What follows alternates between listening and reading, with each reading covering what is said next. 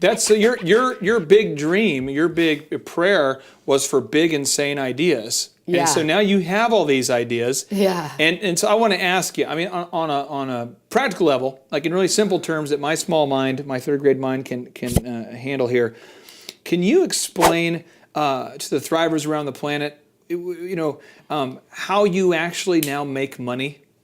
Like, because you have these big ideas, and you have this site with a lot of traffic, but I mean, how do you, if you kind of were to distill it down so that I can get it, how do you actually make money? So Handmade Charlotte works in 3 ways. And the first way is idea generation, project and product creation. The second is publishing. And the third is amplification. So the first meaning the products that are in the stores. And the second would be publishing, handmadecharlotte.com, that we work with advertisers in creating those ads, advertisements for you.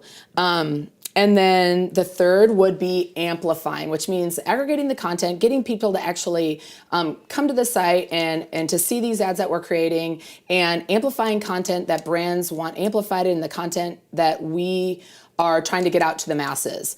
And in the very beginning, it was me, myself, and I, right? And me, myself, and I, and my husband, then me, myself, and I, and my husband.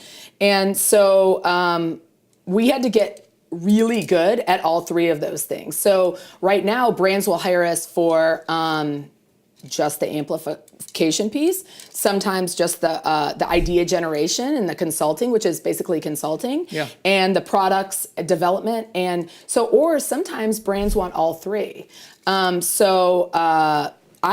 love that I get to I like having a little hand, and I think like any entrepreneur, like we like to have our hands in a lot of different things at one time, especially if we're part of one piece, because everything works together, that I 100% want to be part of the other, pieces of the puzzle. And I love that I get that opportunity in most cases. I think that one thing that as an entrepreneur that you've been able to have big success, and I want to make sure that if you're watching this, you don't feel like success isn't for you, or it's not approachable for you. It's not something you qualify for. There was a guy that I had an opportunity to give just some basic life business tips to, not the kind of stuff you have on Thrive, but like an hour together. And he went from being a Taco Bell employee to making a little over $75,000 a year within about 12 months.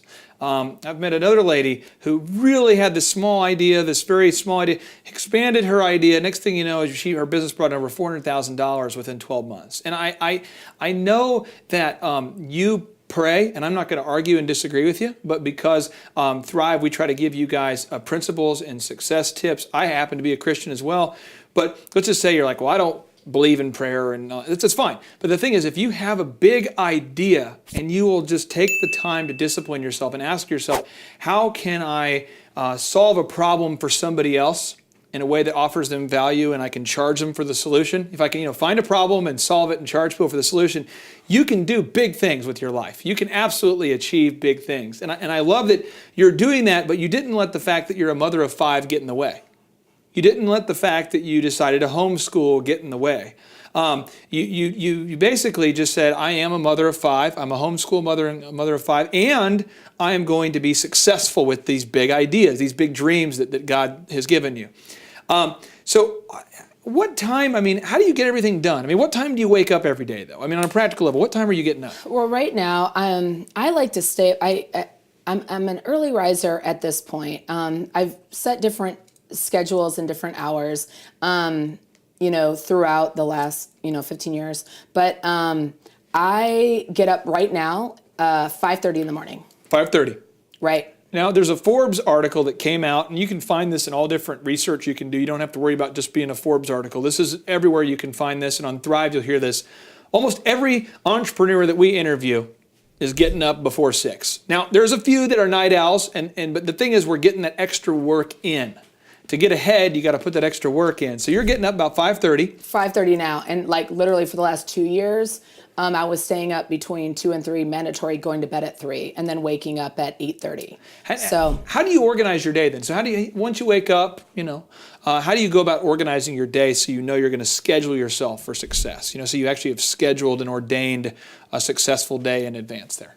So I know that my kids need to be up by 6, and then I've got to drive them to school, or my husband's got to drive them to school, but I like to get the others up because we are homeschooling. For the last 5 years, I've had a tutor, and this year, the day before school started, the tutor took another job. Oh, come on. Yeah. Oh, so it was like, you know what? Here we go. Here we go. Here we go, yo. Here we go. Let's go. Yeah. And so my husband and I were actually kind of excited about the challenge because we hadn't like really done everything. We've been homeschooling for 10 years, but so, I mean, now it's completely on us with no help.